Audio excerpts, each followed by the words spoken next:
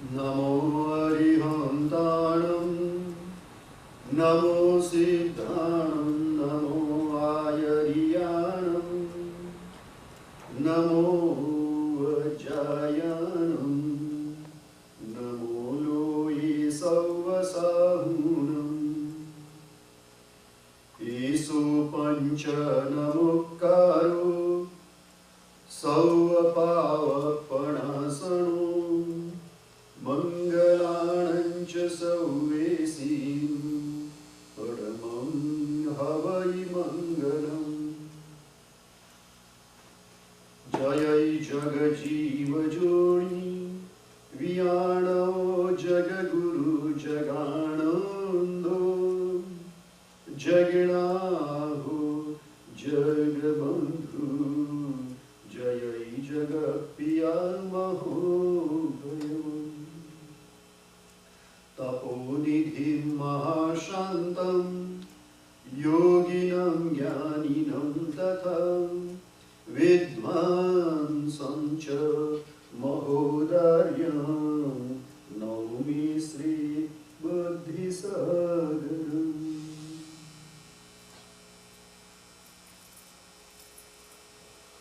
बुद्धिज्ज ट्युतिज बंधनं परिजानीय किमाह बंधनं गिरो किं वा जान त्युत्तै। આપણો આજનો વિષય ધર્મનું સ્વરૂપ અને જીવન મૂલ્ય એની ઉપર આજે સ્વાધ્યાય કરીશું। આ બધા જ સબ્જેક્ટ આપણા સુઈગળાન સૂત્ર જે આગમની અંદર મુખ્ય 11 અંગ છે એની અંદર બીજા ક્રમમાં છે, બીજું અંગ સૂત્ર છે અને એનો આધાર લઈને આપણે આ સબ્જેક્ટ ઉપર થોડું ચિંતન કરીશું કે ધર્મ શું છે, ધર્મનું સ્વરૂપ શું છે। કારણ કે સુઈગળાન સૂત્રની અંદર સૌથી પહેલું અધ્યયન જે છે એ સમય અધ્યયન કર્યું છે। સમય એ શબ્દના અનેક અર્થો બતાવ્યા છે શાસ્ત્રની અંદર।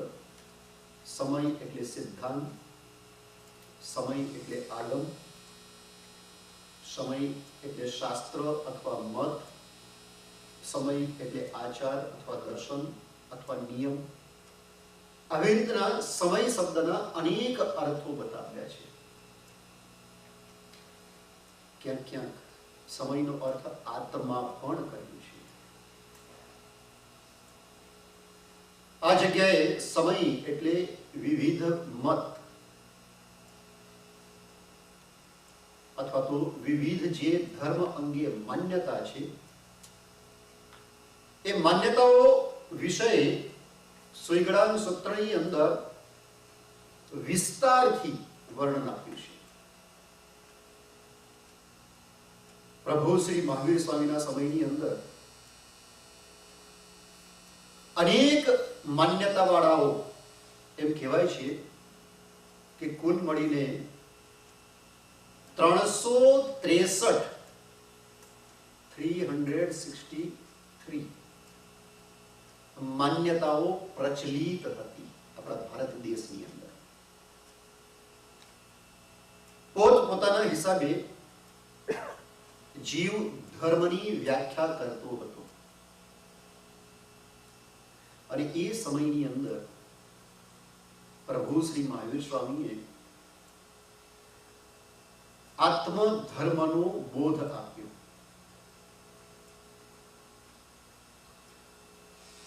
ધર્મ એટલે શું છે, ધર્મનો અર્થ શું?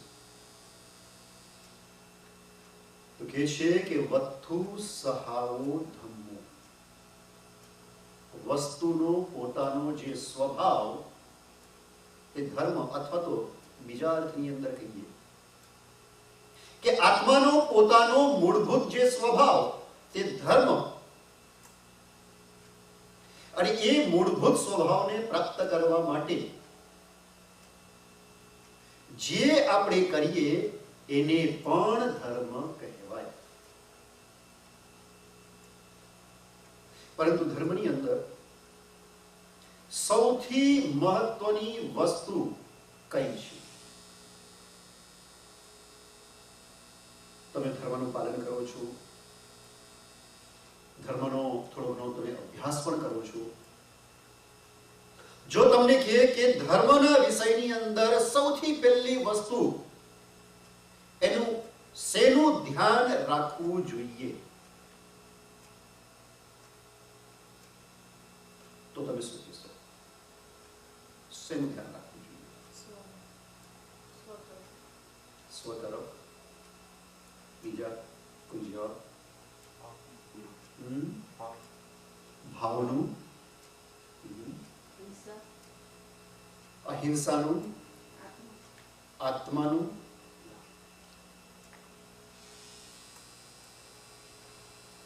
ફરીથી પ્રશ્ન, ધર્મની અંદર સૌથી મહત્વની કઈ વસ્તુ, શેનું ધ્યાન રાખવું જોઈએ? ધર્મનો અર્થ આપણે શું કહીએ છીએ?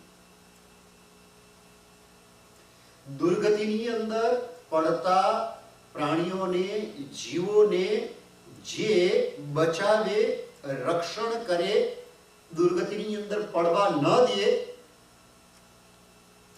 એનું નામ ધર્મ કહેવાય. પરંતુ જે ધર્મ છે, જે માન્યતા છે મારી, સમજો કે કોઈ પણ વ્યક્તિ, આ જગતની અંદર ઘણા બધા ધર્મો છે, એટલા માટે જ આ પ્રશ્ન પૂછ્યો મેં તમને. પ્રશ્ન પૂછવાનું રીઝન એ જ છે કે આ જગતની અંદર બધા જ વ્યક્તિ કોઈક ને કોઈક રીતે પોતપોતાનો ધર્મ આચરણ કરે છે. સાવ નાસ્તિક, ધર્મને બિલકુલ માને જ નહીં એવા બહુ ઓછા લોકો આ જગતની અંદર અસ્તિત્વ ધરાવે છે. મોટા ભાગના લોકો કોઈક ને કોઈક ધર્મ તો માનશે, અને બધા ક્યાંક ને ક્યાંક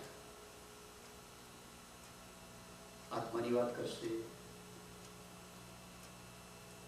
ભાવની વાત કરશે, ભક્તિની વાત કરશે, કલ્યાણની વાત કરશે. કોઈ ધર્મ એમ નહીં કહે કે આ ધર્મ અકલ્યાણ કરે. બધા જ એમ કહેશે કે આ ધર્મ કલ્યાણ.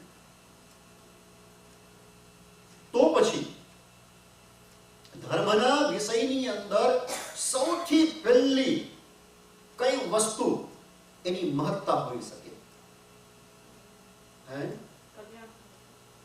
કારણ કે બધા જ કલ્યાણ કરવાની વાત કહે છે. તો પછી જો હવે હું જવાબ આપું. સૌથી પહેલા જે ધર્મ છે એને બતાવનાર જે વ્યક્તિ છે એનું સ્વરૂપ ચિંતન બહુ જ જરૂરી છે. પુરુષ વિશ્વાસે વચન વિશ્વાસ. જેણે કહ્યું છે એ વ્યક્તિ પરફેક્ટ છે એવું જો ખ્યાલ આવે તો એણે જે કહ્યું છે એ આપણું કલ્યાણ કરી શકે.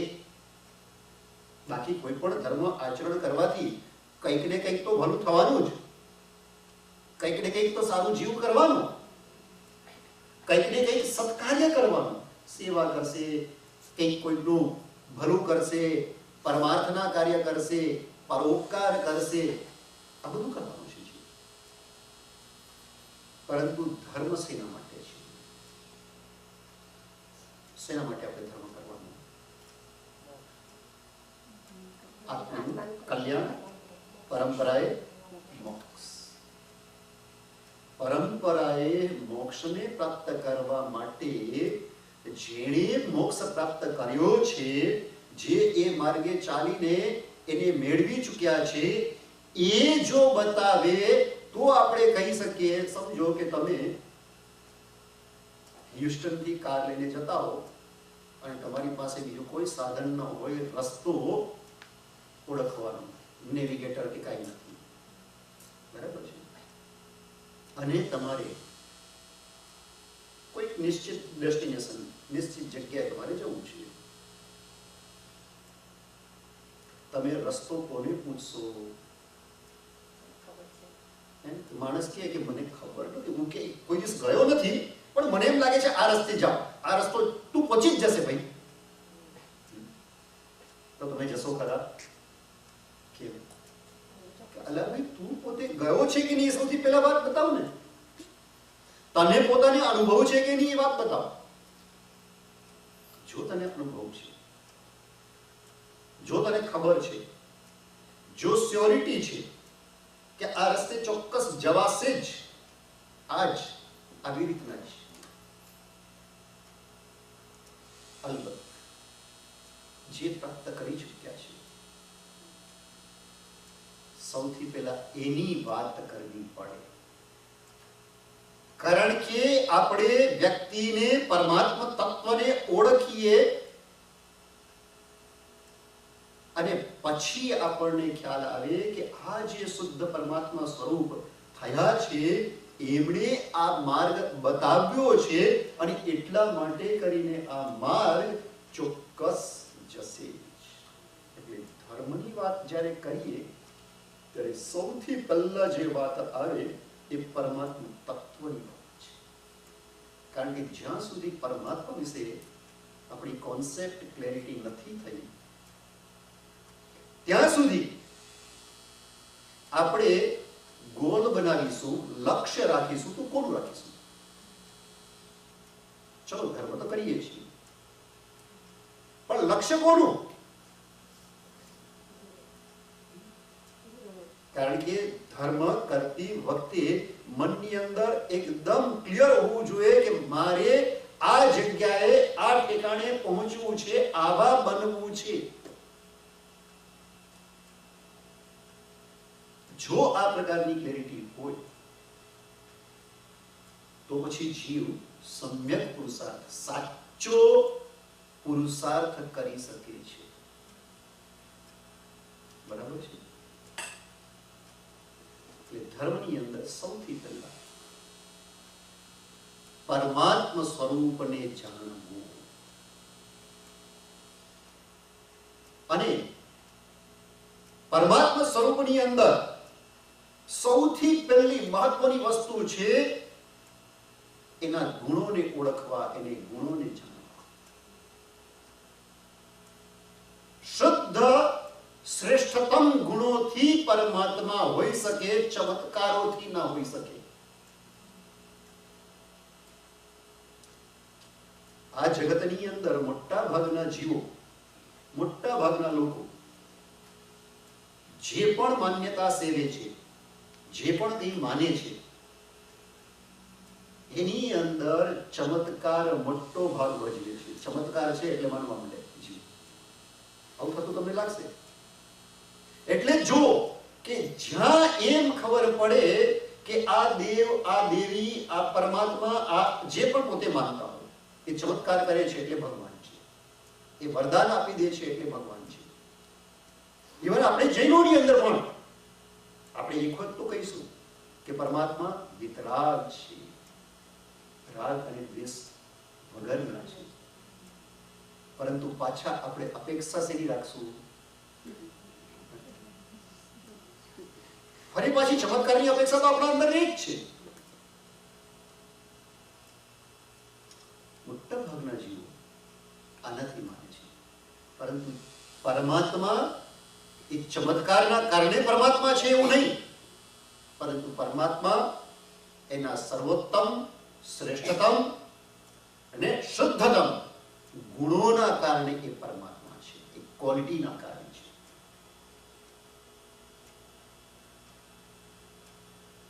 સૌથી પહેલી ચિંતા, જે વિચાર કરવાનો છે, ચિંતન કરવાનું છે, એ પરમાત્મા સ્વરૂપનું ચિંતન કરવાનું છે. પરંતુ પરમાત્મા સ્વરૂપનું ચિંતન કરવા માટે કરીને એક બીજી મહત્વની વસ્તુની જરૂરત છે. શેની?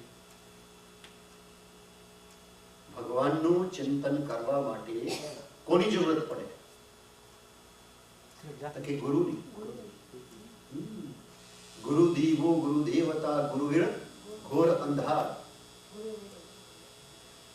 પરંતુ એક ગુરુ તત્વ જે છે એનો વિચાર કેવી રીતે ન કરવો પડે?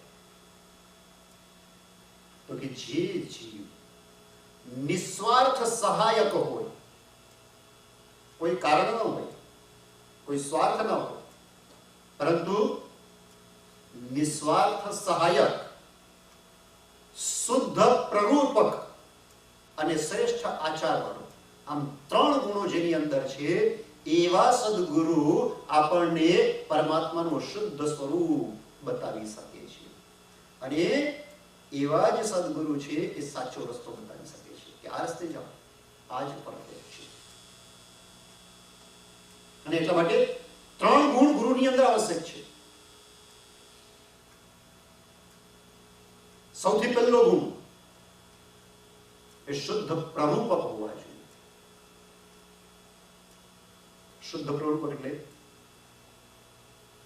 કે એકચ્યુઅલની અંદર, આગમોની અંદર, શાસ્ત્રોની અંદર જેવી રીતના આત્મકલ્યાણની વાતો લખેલી છે એ વાતોને એકદમ સારી રીતે અને સાચી રીતે પોતાનું કંઈ પણ એની અંદર મિક્સ કર્યા વગર, ઘાલમેલ કર્યા વગર જે શુદ્ધ પ્રરૂપણા કરે છે એ સદગુરુ છે. પરંતુ માત્ર શુદ્ધ પ્રરૂપણા નહીં, સાધુનો બીજો ગુણ છે નિસ્વાર્થ સહાયક. શુદ્ધ પ્રરૂપણા કરે પણ કોઈક વખત સ્વાર્થ આવે ને તો માણસ ગડબડ પણ કરી શકે. શાસ્ત્રોનું જ્ઞાન પણ હોય, બધું છે, પરંતુ છતાંય તે પોતાનો નિજી સ્વાર્થ જ્યાં વ્યક્તિને આવી જાય છે ત્યાં જે બોલવા જેવું છે તે બોલશે નહીં, જે કહેવા જેવું છે તે કહેશે નહીં, જે કરવા જેવું છે તે કરશે નહીં. અને એટલા માટે બીજો ગુણ કયો છે? નિસ્વાર્થ સહાયક. એ સહાયતા માટે સાધુના ગુણો આમ પણ શાસ્ત્રની અંદર બતાવ્યા છે. સાધુ કેવો હોય? જે સાધના કરે તે સાધુ, જે સહન કરે તે સાધુ, અને મોક્ષ માર્ગની અંદર જે સહાયતા કરે તે સાધુ. કોઈ કંઈ પણ કહે એના પેટનું પાણી પણ ન હાલે, સહન કરે.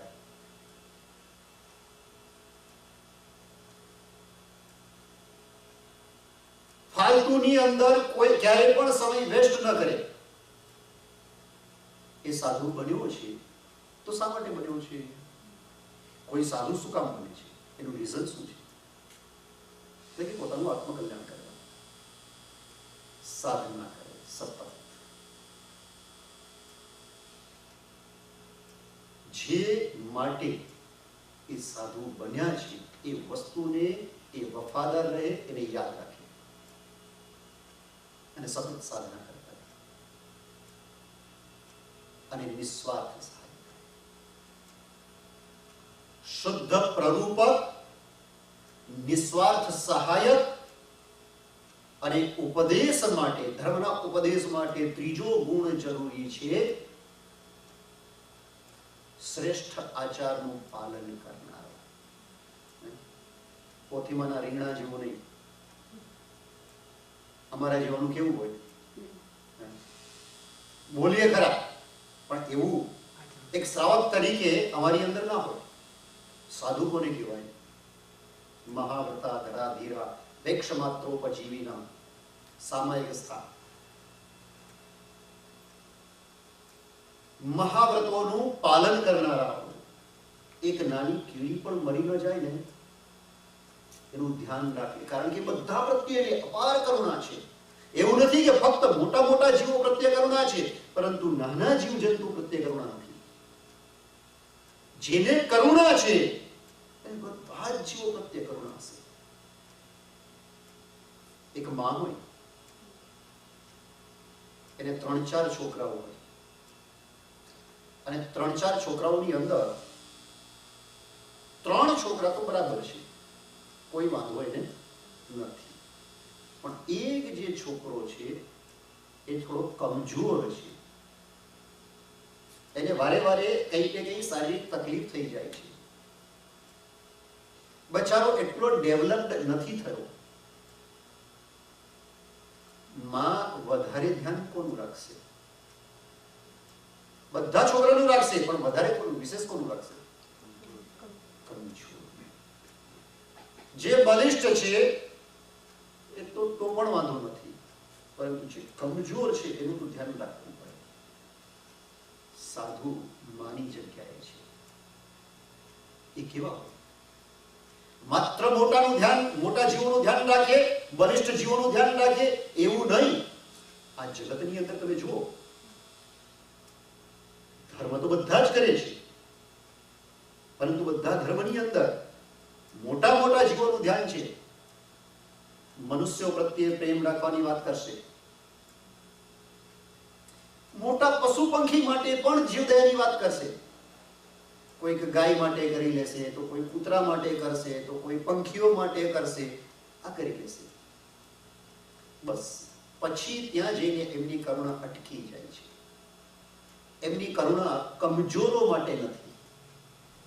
જે ડેવલપ છે, જે મોટા છે, જે પુષ્ટ છે, જે બળવાન છે, જે વિકસિત છે, એવા જીવો માટે તો એમને કરુણા છે. બધા જ ધર્મોની અંદર કરુણા બતાવેલી છે. તમે જોજો, ધર્મને વ્યવસ્થિત સમજવો પડે તો ધર્મ એ આત્મકલ્યાણકારી બને. નહીં તો ધર્મથી પુણ્ય ચોક્કસ પ્રાપ્ત થાય. આ જગતની અંદર જે પણ ધર્મવાળા, જે પણ કંઈ સત્કાર્ય, સારું કાર્ય કરતા હોય એનાથી એ લોકોને પુણ્ય તો મળી જાય. પુણ્ય મળવું અને આત્માની પ્યોરિટી થવી, આ બેની અંદર બહુ જ અંતર છે.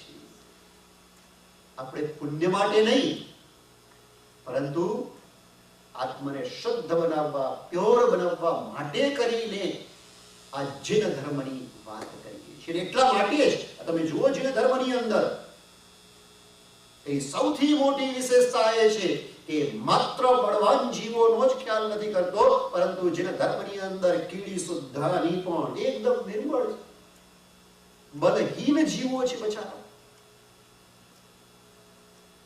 એવા કર્મનો ઉદય છે કે આત્મા પોતે બહુ જ બળવાન, શક્તિમાન હોવા છતાં પણ કર્મના ઉદયના કારણે એ બચારો જીવ સ્વરૂપે નિર્બળ થયો છે, નિર્બળ તરીકે જન્મ્યો છે.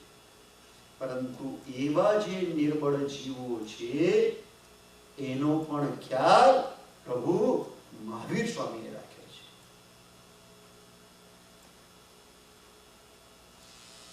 પરમાત્મા સ્વરૂપ એ આવું અપાર કરુણાવાળું હોય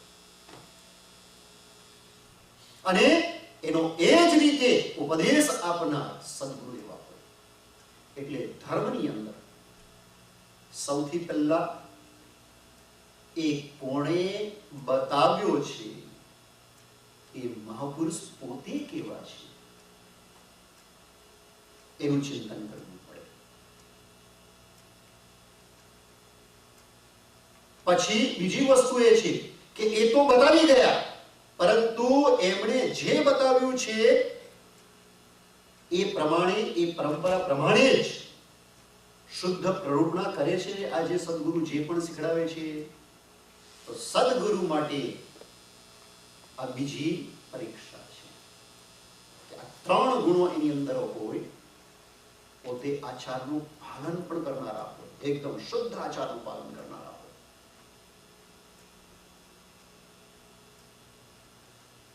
આવી રીતના જે સદગુરુ છે એ જે ધર્મ બતાવે છે એ ધર્મની પોતાની વિશેષતા હોવી જોઈએ.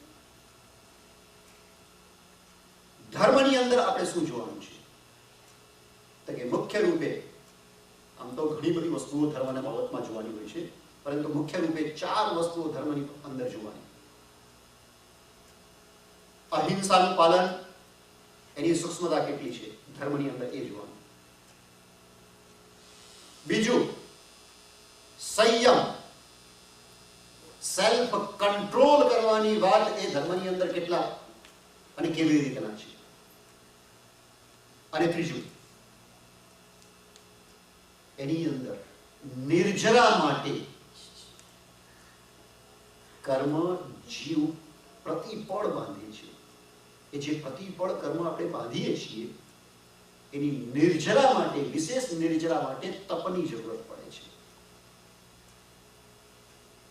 કારણ કે આપણે સૂતા, જાગતા, ખાતા, પીતા, કઈ પણ પ્રવૃત્તિ કરતા સતત કોઈક ને કોઈક કર્મ બાંધીએ છીએ. અને સતત એટલા કર્મ બંધાય છે એમાંથી ઘણા તો બહુ ક્લિષ્ટ કર્મો હોય છે. આ બધા કર્મોની શીઘ્ર નિર્જરા કરવા માટે, જલ્દી એ કર્મને ક્ષય કરવા માટે તપશ્ચર્યાની બહુ જરૂરત પડે છે. જે પણ ગંદી વસ્તુ એને સાફ કરવી હોય, શું કરીએ? નોર્મલી અંદર જે રીતના કપડા છે એને ધોઈ નાખ્યા તો સાફ થઈ જાય. પરંતુ ધોવાથી અમુક વસ્તુ સાફ થાય, પરંતુ ઘણી વસ્તુ ધોવાથી સાફ ન પણ થાય. પરંતુ બધી જ વસ્તુઓને એની અંદરથી ગંદકી નીકાળી દે એવું એક તત્વ છે અગ્નિ. મેટલની અંદર પણ અશુદ્ધિ હોય, ધાતુની અંદર પણ અશુદ્ધિ હોય તો એને પણ અશુદ્ધિને બાળીને ભસ્મીભૂત કરી નાખે. જેવી રીતના સોનું હોય, એની અંદર અશુદ્ધિ હોય, તે અશુદ્ધિ ધોવાથી નહીં જાય, પરંતુ એને અગ્નિની અંદર તપાવો તો ફટ કરતી બધી અશુદ્ધિ જતી રહેશે. એવી રીતના જ આત્માની ઇમ્પ્યોરિટી એને દૂર કરવા માટે ઘણા બધા સાધનો છે, છતાં પણ તપશ્ચર્યા જેવું ઉત્તમ અને શ્રેષ્ઠ બીજું કોઈ સાધન નથી. અને એટલા માટે તપની જરૂરત અવશ્ય લેવું પડે છે. અને બીજું કે આપણે 3 પ્રકારે કર્મનું બંધન કરીએ છીએ. કઈ રીતે કરીએ છીએ? મનથી, વચનથી અને કાયાથી. મનથી જે કર્મ બાંધીએ છીએ એ શુભ ભાવથી કર્મની નિર્જરા કરીએ. વાણીથી આપણે જે પાપ બાંધીએ છીએ, કર્મ બાંધીએ છીએ, પરમાત્માની સ્તુતિ, પરમાત્માનું સ્તવન, પરમાત્માની ભક્તિ, ગુણી વ્યક્તિઓના ગુણાનુવાદ, ધર્મી વ્યક્તિઓના ધર્મની અનુમોદના, એના દ્વારા વચનથી કરેલા જે પાપ છે એ દૂર કરી શકાય છે. ભાવનાથી મનના કર્મ દૂર કરવાના છે, વાણીથી થયેલા કર્મ એ વાણીથી દૂર કરવાના છે, અને કાયાથી જે આપણે પાપ કર્મનું બંધન કરીએ છીએ એ કેવી રીતે મટાવવાની છે? તપશ્ચર્યા વગેરે કષ્ટ ક્રિયાઓ દ્વારા. કાયેણ કાયસ્સ પડિત્તમણે વાયસ્સ વાયાય મનસા માણસ્ય સ સવ્વ સવયાયા રસ. ખ્યાલ આવે છે?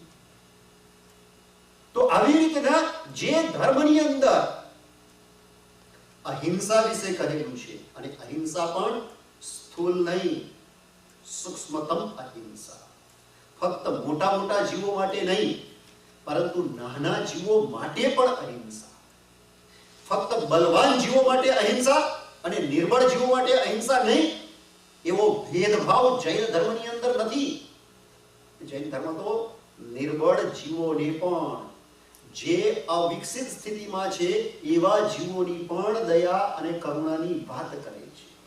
અને આ જૈન ધર્મની સૌથી મોટી વિશેષતા છે. તો અહિંસા, બીજું છે સંયમ, ત્રીજું છે તપ, અને ચોથું છે અનેકાંતવાદ. કારણ કે અહિંસા, સંયમ અને તપ છે એ ક્રિયારૂપ ધર્મ છે, જ્યારે અનેકાંતવાદનો જે સિદ્ધાંત છે એ આપણને વિવેક આપે છે. કોઈ પણ વસ્તુની અંદર દ્રાગ્રહ નથી આપતો, કોઈ પણ વસ્તુની અંદર જડતા નથી આપતો, પરંતુ આપણી જડતાને એ અનેકાંતવાદ દ્વારા નીકાળી દેવાની છે. સ્યાદ્વાદ, અનેકાંતવાદ આપણે જે કહીએ.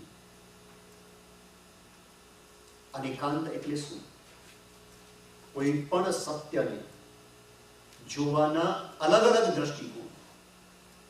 સત્ય એક હોય પરંતુ એને જોવાના દ્રષ્ટિકોણ અલગ અલગ હોય છે.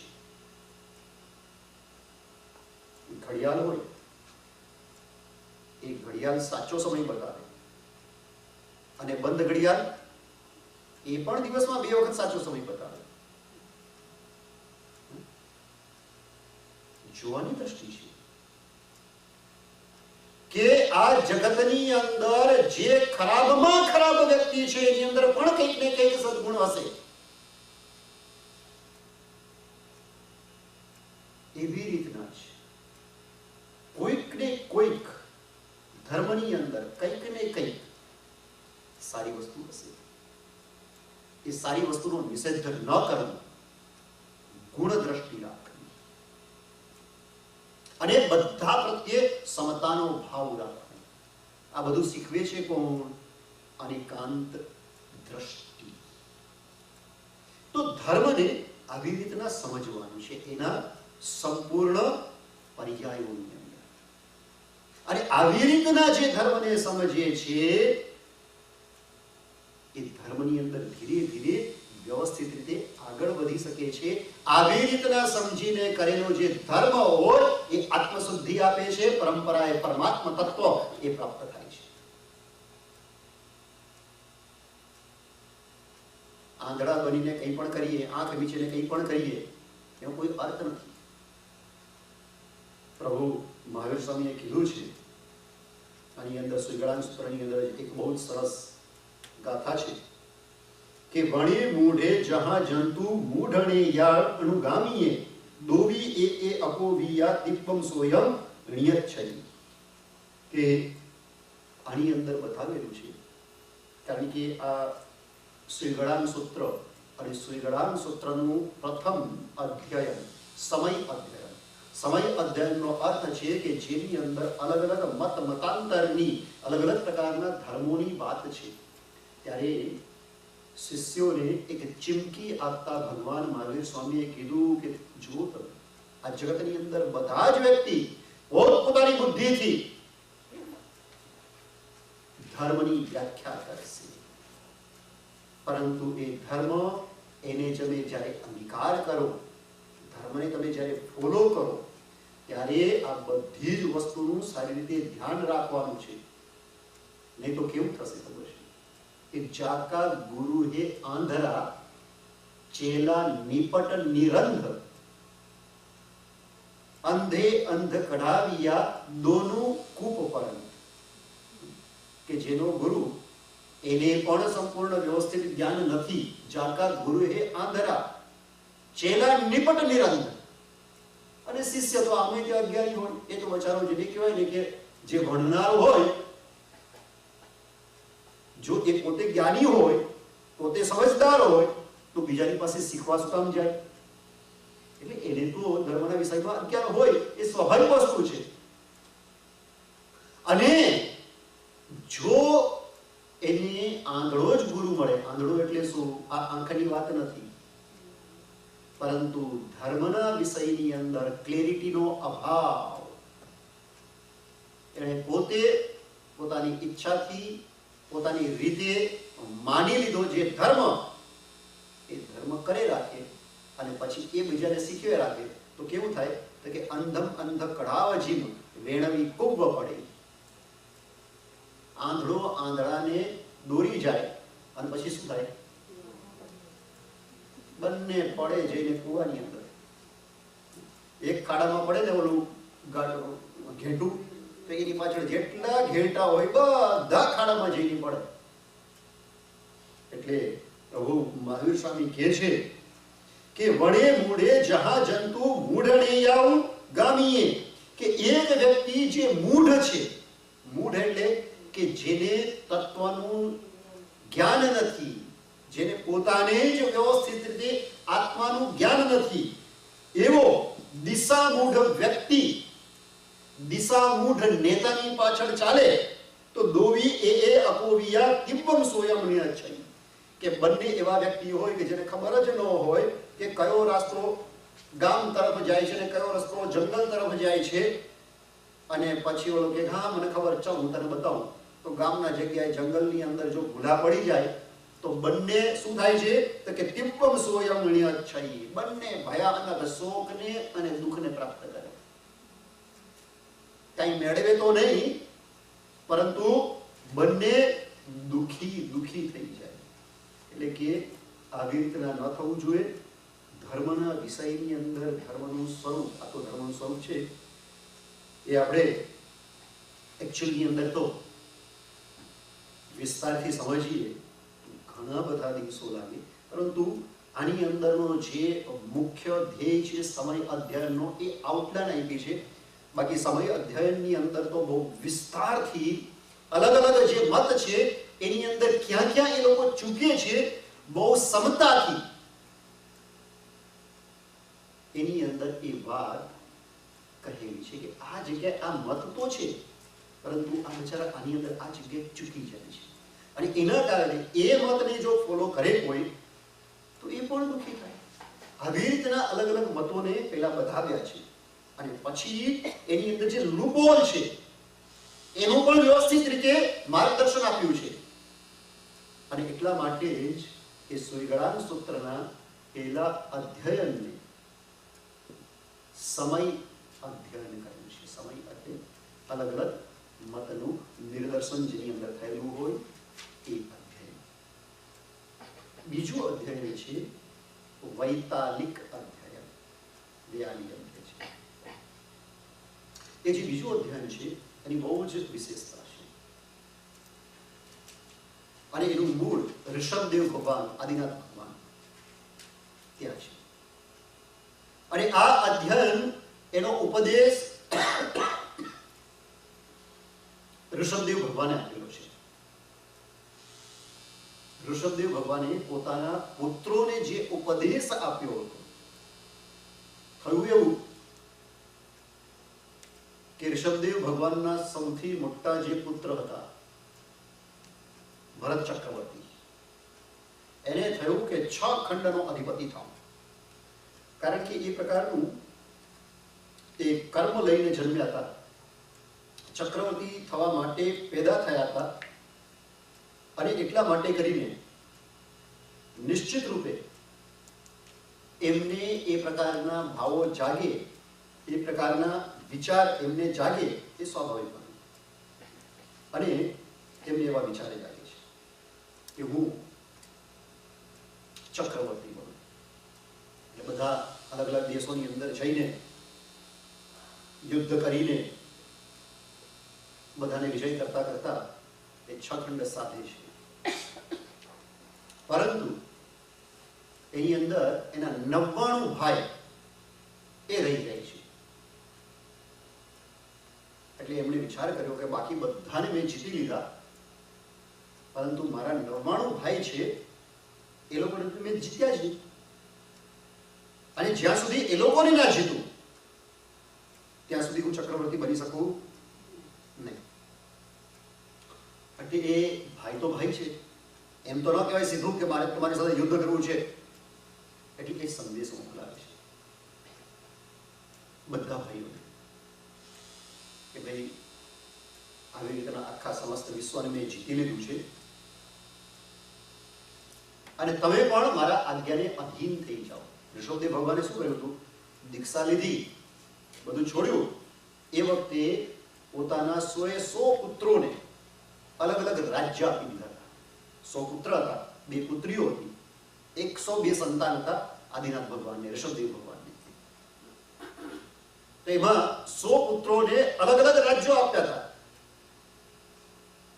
પરંતુ ભરત ચક્રવર્તીની તો અમર્યાદ ઈચ્છા હતી, એટલે એમને બધા ભાઈઓને કહેણ મોકલી દીધું કે તમે મારી આજ્ઞામાં આવી જાઓ. ઓલા વિચાર કરે કે અમે શું કામ તમારી આજ્ઞામાં આવી?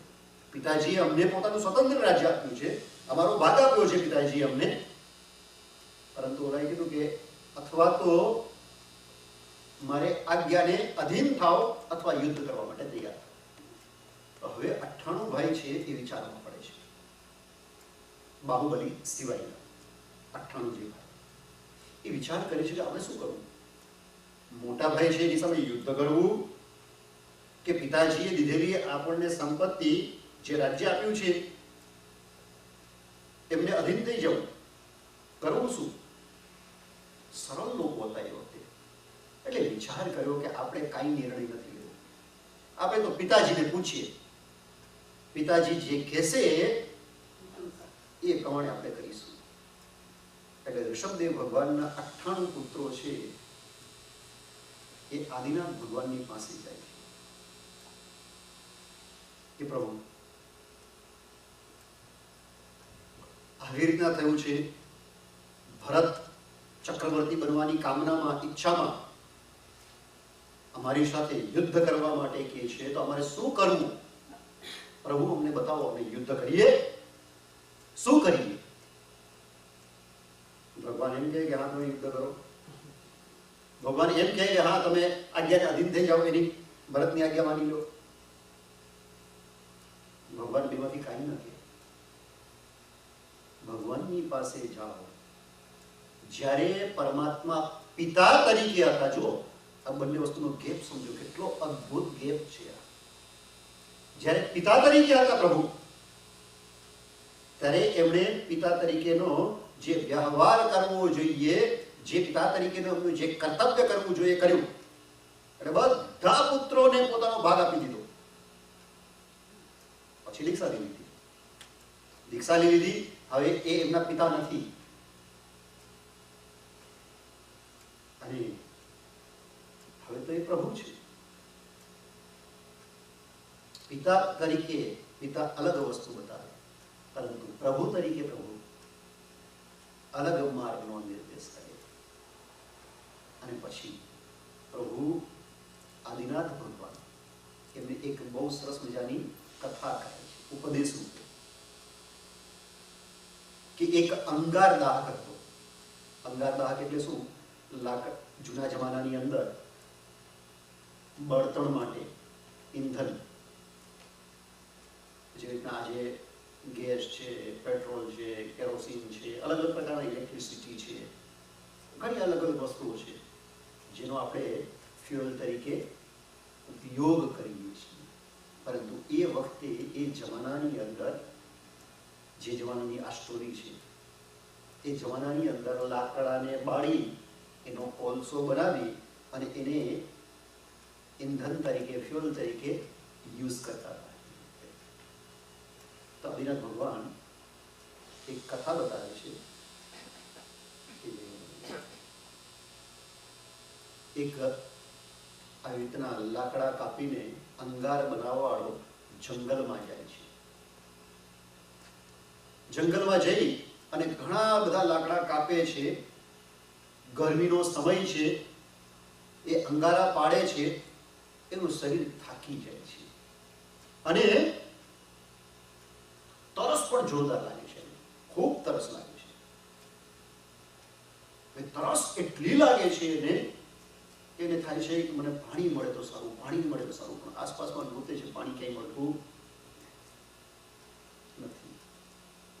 એટલે વિચાર કરે છે કે હવે પાછો આ ગરમીની અંદર ઘરે જાઉં, આવી ગરમીની અંદર એક તો તરસ લાગેલી છે, નહીં પહોંચી શકું. એના કરતાં તો અહીંયા આરામ કરું થોડી વાર, પછી જ્યારે થોડો ઠંડો પોર થઈ જશે પછી હું ઘરે જઈશ.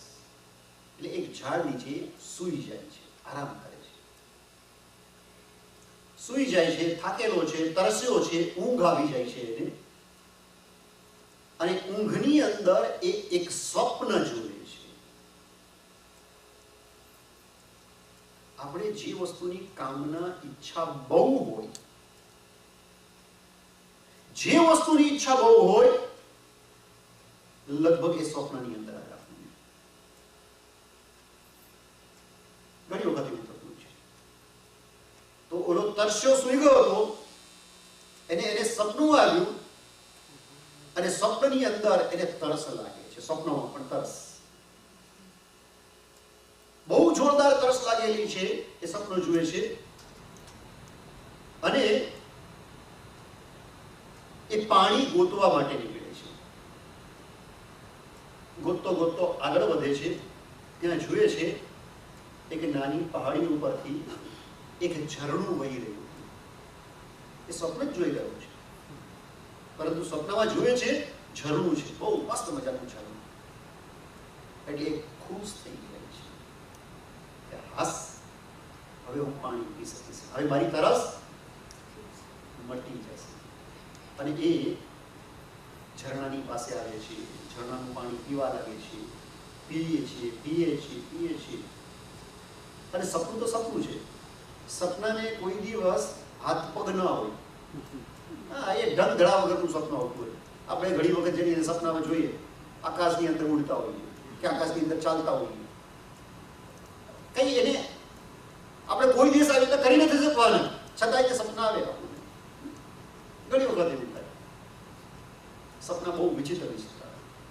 તો ઓલો ઝરણાનું પાણી પીતો જ જાય છે, પીતો જ જાય છે, પીતો જ જાય છે.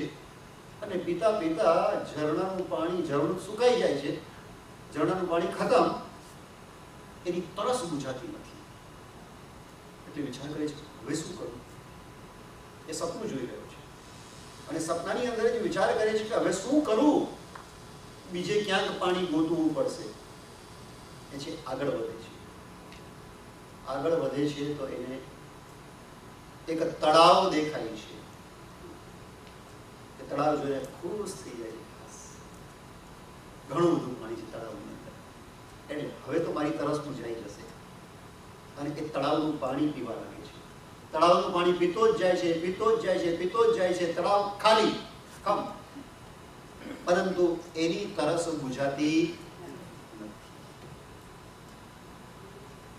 એટલે હવે વિચાર કરે છે હવે શું કરું. એટલે ફરીથી એ ગોતવા નીકળે છે પાણીની શોધમાં. ગોતતા ગોતતા એને એક મોટી વિશાળ નદી એ જોવા મળી જાય છે. અને એ વિશાળ નદીને જોઈને એ બહુ ખુશ થઈ જાય છે કે હવે તો મારી તરસ બુઝાઈ જ જશે.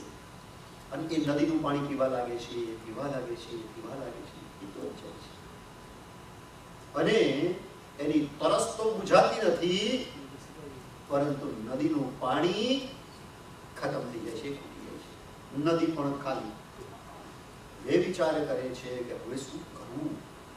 તરસ તો બહુ લાગેલી છે, બહુ લાગેલી છે તરસ. એટલે એ આગળ વધે છે પાણીની શોધમાં. અને શોધતો શોધતો એક જગ્યાએ જુએ છે એક નાનો અમથો ખાડો છે, એકદમ નાનો ખાડો. અને એ પણ બહુ ગંદો છે, કીચડ છે. પાણી તો સાવ ઓછું, કીચડ વધારે, ગંદુ, દુર્ગંધ મારતું એવું પાણી છે. પણ વિચાર કરે છે કે હવે તરસ લાગી, તરસ તો તરસ છે ને, મરતા ક્યાં ન કરતા. માણસની તરસ બહુ લાગેલી હોય ને તો પછી કઈ વિચાર ના કરે. કામી ન જાણે જાત કજાત, ભૂખ્યો ન જાણે એઠો ભાત, તરસ્યો ન જાણે ધોબી ઘાટ. એ પછી ક્યાં શું છે એ કઈ ચિંતા ન કરે. હવે ઓલો જે નાનો અમથો ખાડો છે એ ખાડાની અંદર કીચડ વધારે ને પાણી ઓછું છે, પાણી બહુ દુર્ગંધ મારતું અને ગંદુ છે. પણ એ શું કરે ખબર છે? એની પાસે કપડું હોય ને, ઓલું પછેડી હોય ને, પછેડી નાખે છે એની અંદર. પછેડી નાખે એટલે કપડું નાખે એટલે કપડું તો ભીનું થઈ જાય ને. પછી એ કપડાને લઈને એની પાસે એક નાનો અમથો કટોરો હોય છે, એની અંદર એ પાણી નીચોવે છે. એમ નીચોવીને એક કટોરો પાણી ભેગું કરે છે. અને એક કટોરો પાણી ભેગું થતા એક ખુશ થઈ જાય છે. અને વિચાર કરે છે હાસ, હવે મારી તરસ તો મટી જશે. સ્વપ્ન ચાલી રહ્યું છે. ઓલો માણસ ઊંઘની અંદર સ્વપ્ન જુએ છે. ઋષભદેવ ભગવાન ત્યાં એક પ્રશ્ન પૂછે છે. કે ઓલો જે સપને જોઈ રહ્યો છે, ઓલો જે તરસ્યો માણસ છે, જેની તરસ ઝરણાનું પાણી પીને મટી નથી, તળાવનું પાણી પીને મટી નથી, જેની તરસ નદીનું આટલું બધું પાણી પીને પણ મટી નથી, એની તરસ ઓલા કટોરાની અંદર ભેગા કરેલા આટલા અમથા ગંદા ગંધાતા તુચ્છ પાણીથી એની તરસ મટી જશે ખરી? મટી શકે? એની તરસ કેવી રીતના મટી શકે બતાવો? સિમ્પલ આટલું વિચારવાની ક્યાં જરૂરત છે? એને જગાડો, એક પાણી ગ્લાસ નું આપો, આ તરત તરસ મટી જાય. ઊંઘ મારે છે ત્યાં સુધી કે એની તરસ મટશે નહીં. એ ઢંગ ધડા વગર ના જઈને સપનાઓ આવશે. અરે એની અંદર ગમે એટલું પાણી પીશે, એ બધું ખોટું પાણી છે. અને એ ખોટા પાણીથી સાચી તરસ મટવાની જ નથી. ખ્યાલ આવે છે? શું ખ્યાલ આવે?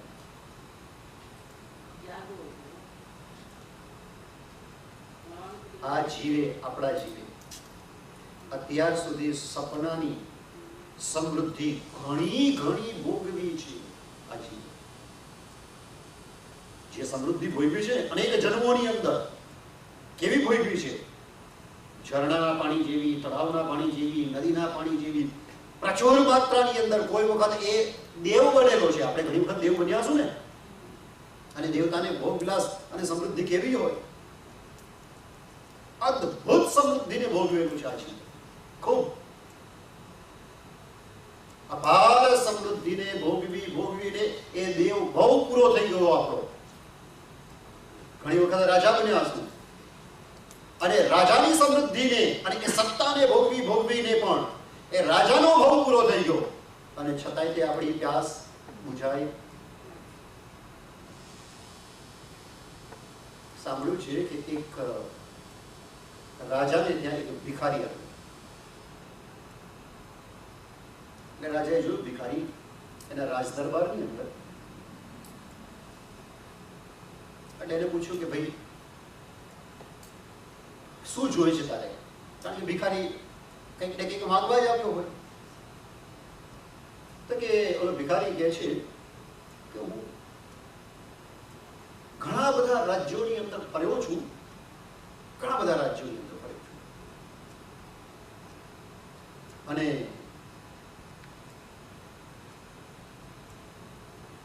આ એક ભિક્ષા પાત્ર છે.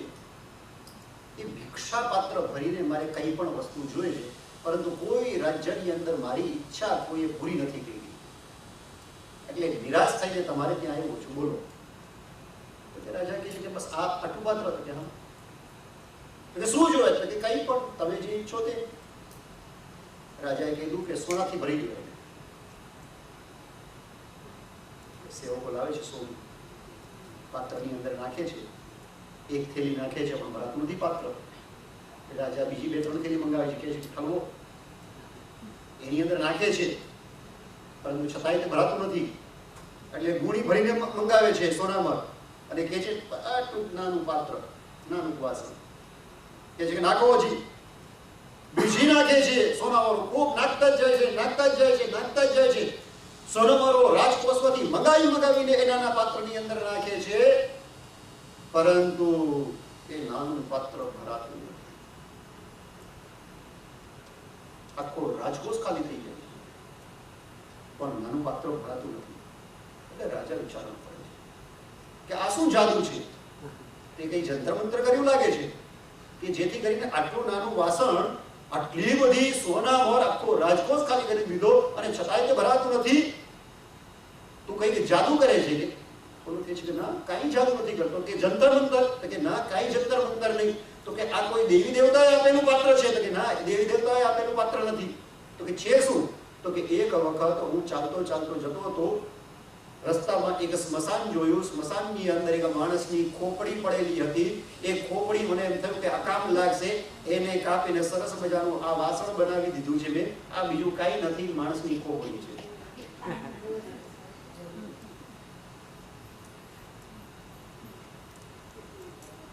કોઈ દિવસ ન ભરાય, કોઈ દિવસ તૃપ્તિ મળે નહીં. આપણું મગજ એવું છે, આ જગતની અંદર 4 વસ્તુઓ એવી છે જે કોઈ કાળે ભરાતી જ નથી. સમંદર કોઈ દિવસ ન ભરાય. રોજે રોજ અનેક નદીઓનું પાણી એ સમંદરની અંદર ઠલવાતું જ જાય, ઠલવાતું જ જાય, ઠલવાતું જ જાય, પણ કોઈ દિવસ સમંદર ભરાયો સાંભળો કે હવે સમુદ્ર ભરાઈ ગયો, હવે એની અંદર કઈ જગ્યા જ નથી, નદીઓના પાણીને રોકી દો, સ્ટોપ કરી દો, કોઈ દિવસ એવું થયું? કોઈ દિવસ ન થયું. સમુદ્ર કોઈ દિવસ ન ભરાય. અને અવિરત રાત ને દિવસ સતત નદીનું પાણી સમુદ્રની અંદર ઠલવાય જ રાખે છે. અને જાય છે ક્યાં કોઈને ખબર નહીં. સમંદર કોઈ દિવસ ન ભરાય. 4 વસ્તુ કોઈ દિવસ ન ભરાય. સમંદર ન ભરાય, કોઈ દિવસ મસાન ન ભરાય. મસાન હોય ને, મસાન એ કોઈ દિવસ ન ભરાય. એ 10 બાય 10 ની જગ્યા હંમેશા એની અંદર વેકેન્સી હોય. કોઈ દિવસ કોઈ લાઈન જોવા ન મળે. વાંધો નહીં. સેંકડો માણસ એની અંદર સ્વાહા થઈ ગયા, પરંતુ છતાંય એક ખાલી નું ખાલી. બધે જ જગ્યાએ નો વેકેન્સી ના બોર્ડ, ભરાઈ ગયું છે ના બોર્ડ. સ્મશાનની અંદર કોઈ દિવસ એમ ન થાય કે હવે ભરાઈ ગયું, ત્યાં હવે જગ્યા નથી, અમારે એક પણ મરદાને બાળવાની. એવું કરાય કોઈ દિવસ? ભરાય જ નહીં. સ્મશાન ન ભરાય, સમંદર ન ભરાય, સ્મશાન ન ભરાય, પેટ કોઈ દિવસ ના ભરાય. સવારે ખાવ તો સાંજે ખાલી, સાંજે ખાવ તો સવારે ખાલી, પેટ ન ભરાય. અને એવી રીતના જ આપણું મન પણ કોઈ દિવસ ના હંમેશા દેવી દેવતાઓના ભવની અંદર અનેક પ્રકારની સમૃદ્ધિને આ જીવે ભોગવેલી છે.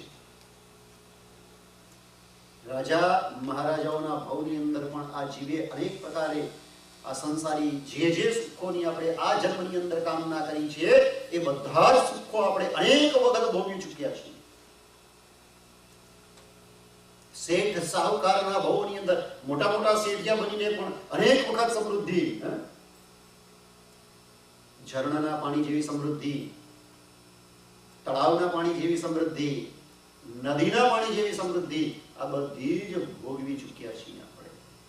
અને છતાંય તે આ જીવ કેવો છે, આ જન્મની અંદર આપણે જે સમૃદ્ધિને પ્રાપ્ત કર્યું છે, આ ભોગના સુખોને આપણે જે પ્રાપ્ત કર્યા છે, કેવા?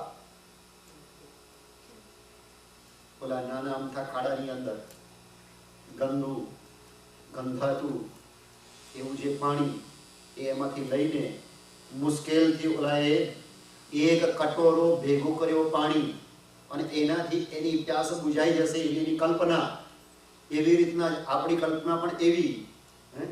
ધીરે ધીરે મહેનત કરીને આખી જિંદગી કસાઈને થોડીક સંપત્તિ ભેગી કરીને આપણે એમ મનની અંદર કલ્પના કરીએ છીએ કે હવે તો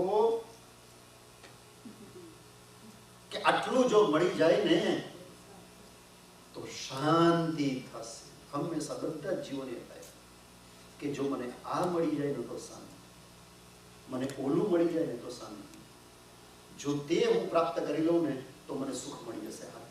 એમ જ આખી જિંદગી આપણને જીવ્યા કરે છે. અને મુશ્કેલથી થોડું ભેગું કરીને આપણે અંદર એમ માનીએ કે હવે તો મને સુખ મળી જશે. ઓલા માણસની જેમ જ આપણે વિચાર કરીએ છીએ.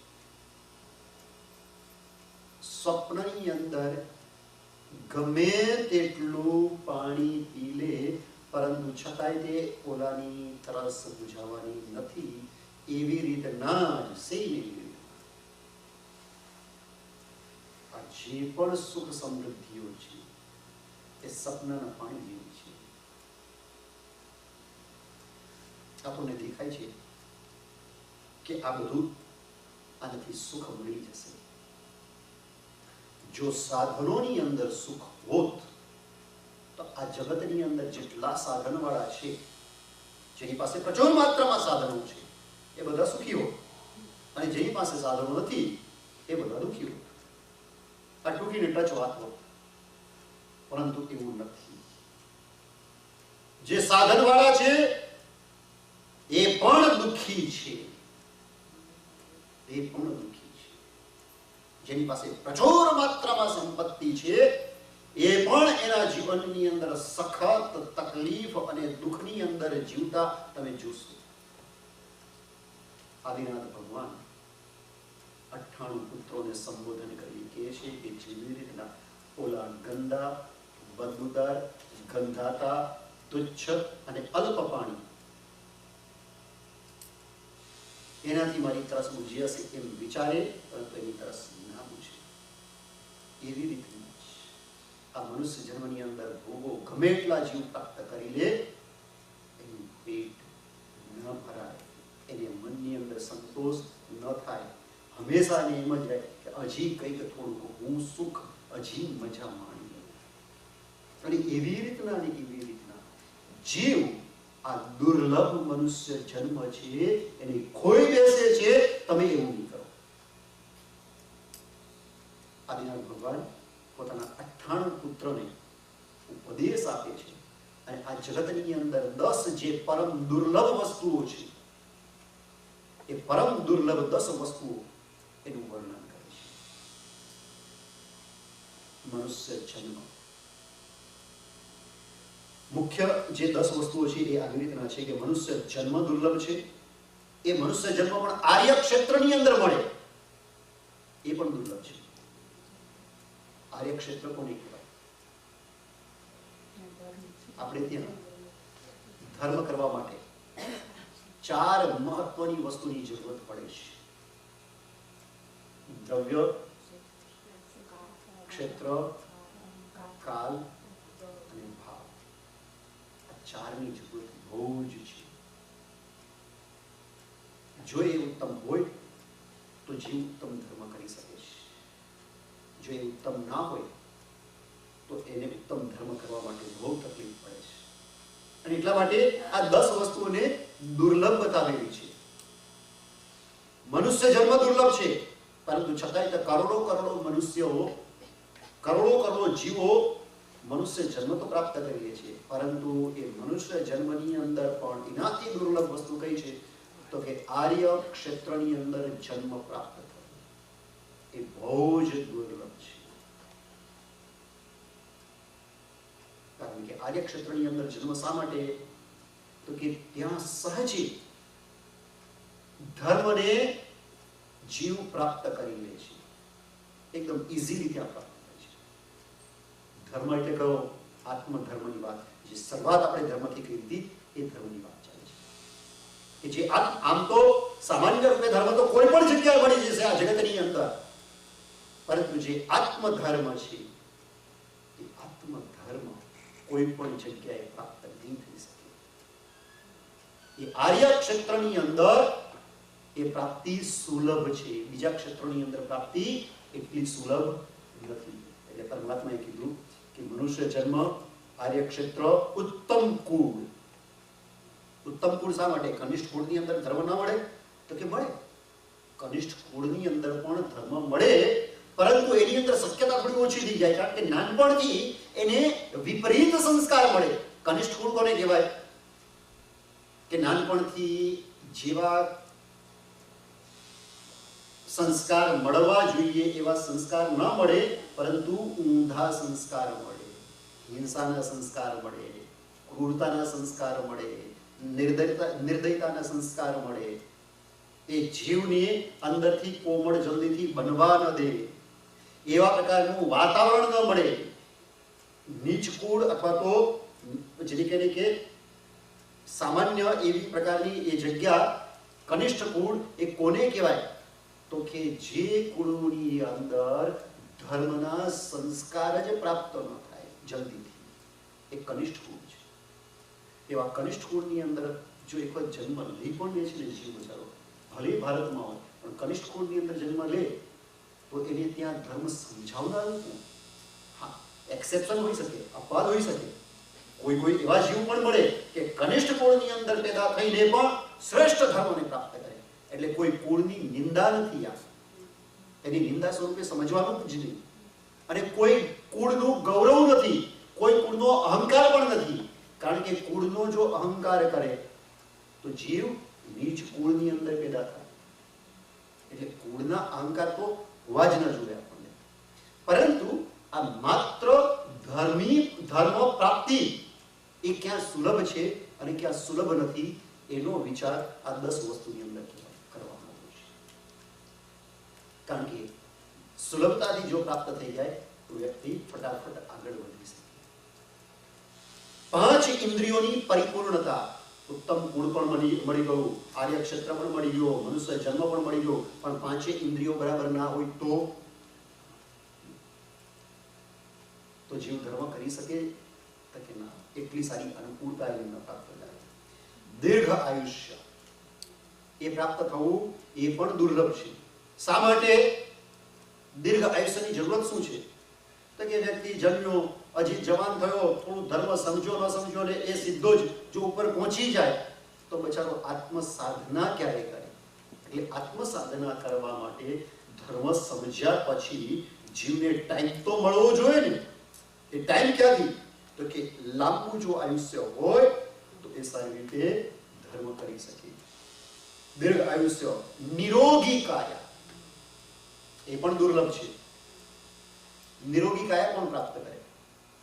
રોગ રહિત કાયા બધાને એમ હોય કે મારું શરીર નિરોગી રહે, મારું શરીર નિરોગી રહે, પરંતુ કોનું શરીર નિરોગી રહે? જે જીવ જીવદયાનું પાલન કરે એ જીવ નિરોગી કાયાને ભવાંતરની અંદર પ્રાપ્ત કરે. જેટલી જીવદયા વધારે પાલન કરે, જેટલી જીવ હિંસાને અવોઇડ કરે પોતાના જીવનની અંદર, એ ભવાંતરની અંદર એટલું જ બલિષ્ઠ અને નિરોગી શરીર પ્રાપ્ત કરી શકે. સીધી વાત છે આની અંદર તો કે બીજાને દુઃખ ન આપો તો તમને દુઃખ મળવાનું નથી.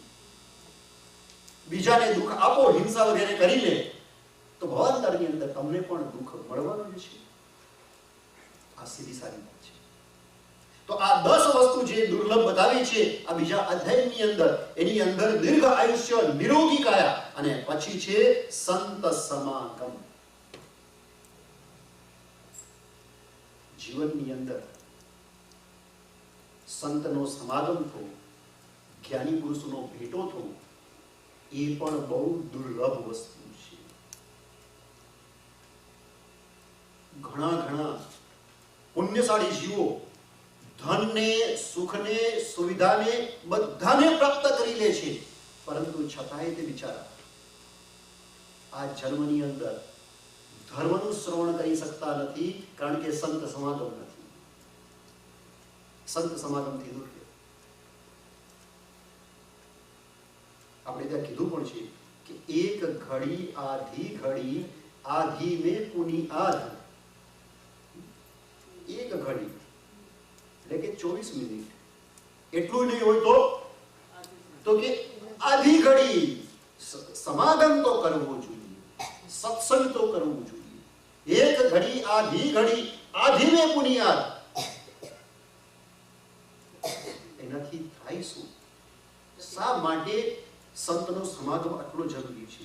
તો કે સંતના સમાગમથી, એવા મહાપુરુષોના સમાગમથી એના જે વાઇબ્રેશન એની અસર આપણા સીધા મગજ ઉપર થાય છે. જો વ્યક્તિ પોતે પવિત્ર પુરુષ છે તો એ પવિત્ર પુરુષની અસર આપણા વિચારો ઉપર થયા વગર રહેવાની નથી. આપણું મન, આપણા વિચારો, આપણા ભાવ એની પાસે જતા ધીરે ધીરે બદલાવ મળશે. એની ઓરાથી, એના વાઇબ્રેશનથી, એ બોલે એ પહેલા જ એની અસર આપણા વિચારો ઉપર થવા માંડે છે. ઘણી વખત તમે જોજો, કોઈ વ્યક્તિને તમે મળો તો તમને એનાથી અરુચિત હોય, કાંઈ કારણ ના હોય, કાંઈ રીઝન ના હોય, પણ એની ઓરા એટલી સ્ટ્રોંગ નેગેટિવ હોય કે એની પાસે જો જાઓ તમે અને તરત જ તમને એમ થાય કે આ માણસ બરાબર નથી. એમ જ કારણ વગર, કોઈ પણ રીઝન ના હોય છતાં પણ. અને ઘણા એની પાસે જાઓ અને તમારું મન એકદમ ખુશાલ થઈ જાય, આનંદિત થઈ જાય, મન પ્રસન્ન થઈ જાય. ઓરા સારી છે, એના વાઇબ્રેશન સારા છે. તો સંતોના વાઇબ્રેશન બહુ શ્રેષ્ઠ હોય છે અને એટલા માટે કીધું છે કે એમના વાઇબ્રેશન પણ લે ને તો વિચાર સારા થવા માંડે. કટે કોટી અપરાધ. વિચાર સારા થાય એટલે એની મેળે પાપ કરવાની વૃત્તિ જીવની ઓછી થઈ જાય. સંત સમાગમ પણ દુર્લભ છે. અને ધર્મ શ્રવણ, સંત સમાગમ તો થઈ ગયો, પણ ઘણી વખત શું થાય, સાધુનું સમાગમ થાય, સારા પુરુષનું સમાગમ થાય, પણ કરે શું? મારા સાહેબ વાસ્કેપ આપજો ને, રાખડી રક્ષા પૂરી આપજો ને. શેના માટે? વળી પાછા ભોગ માટે. જેની જરૂરત, જેના થકી યોગને પ્રાપ્ત કરવાનું છે, એના થકી જીવ ભોગને પ્રાપ્ત કરવાનો વિચાર કરે. એટલે ફક્ત સંતનો સમાગમ થઈ ગયો એટલે કલ્યાણ થઈ જ જશે એવું જરૂરી નથી. એનો ઉપયોગ સંસાર માટે જીવ કરશે. ઘણી વખત સંતનો સમાગમ થયા પછી પણ ધર્મશાસ્ત્રનું શ્રવણ કરવું. જ્યારે પણ જ્ઞાનીની પાસે જાઓ તેની પાસે કંઈક ને કંઈક સત્સંગ કરવા. સત્સંગ કર્યો હોય એ આત્મકલ્યાણ કરશે. તો એ ધર્મનું શ્રવણ એ દુર્લભ છે. નવમી વસ્તુ, ધર્મ તો સાંભળ્યો પરંતુ શ્રદ્ધા થવી જોઈએ ને.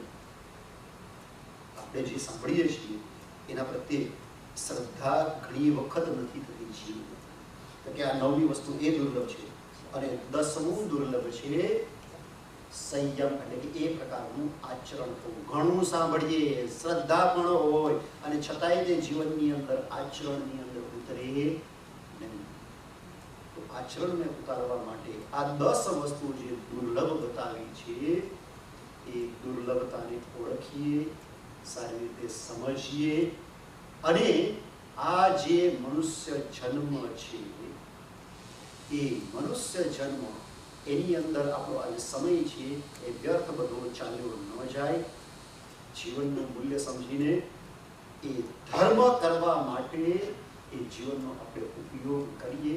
આ સ્વાધ્યાયનો ઉપયોગ કંઈક જીવનની અંદર ઉતારવા માટે કરીએ તો ચોક્કસ આ સ્વાધ્યાય છે એ જીવને પરંપરાએ પરમપદ અપાવી શકે છે. આપણે રોજ ગુરુવાર સુધી સુઈગળાન સૂત્ર ઉપર જ ચિંતન કરીશું અને સુઈગળાન સૂત્રના અલગ અલગ સબ્જેક્ટ મોકલાવ્યા હતા, કદાચ આપણે મોકલાવી દીધા છે.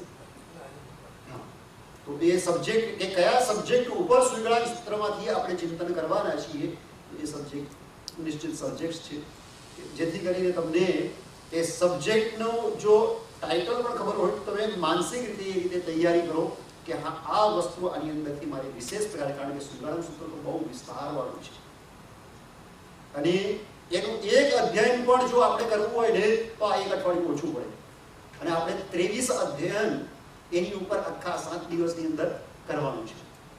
23 ચેપ્ટર. તો ઉપર છેલ્લું એક ઔપચારિક પરિચય બધા આગમોનો આપણે કરવો છે એટલે સ્ટેપ બાય સ્ટેપ ગયા વખતે આપણે આચાર્ય સૂત્ર ઉપર કર્યું, આજે આપણે સુઈગળાન સૂત્ર ઉપર કરીએ છીએ. તો આવી રીતના પછી કોઈ સૂત્ર નાનું હશે તો આપણે થોડા 2-3 સૂત્રો એક સાથે કરીશું આપણે કે 4 સૂત્રો એક સાથે કરીશું. તો એવી રીતના થોડા આ સૂત્રનો પરિચય લઈશું અને એમાંથી નિશ્ચિત સબ્જેક્ટ તારવીને અને એની ઉપર જ આપણે સ્વાધ્યાય એવું ચિંતન. સર્વમંગલ માંગલ્યમ સર્વકલ્યાણકારકમ સર્વધર્માણામ જૈનમ જયતિ શાસનમ.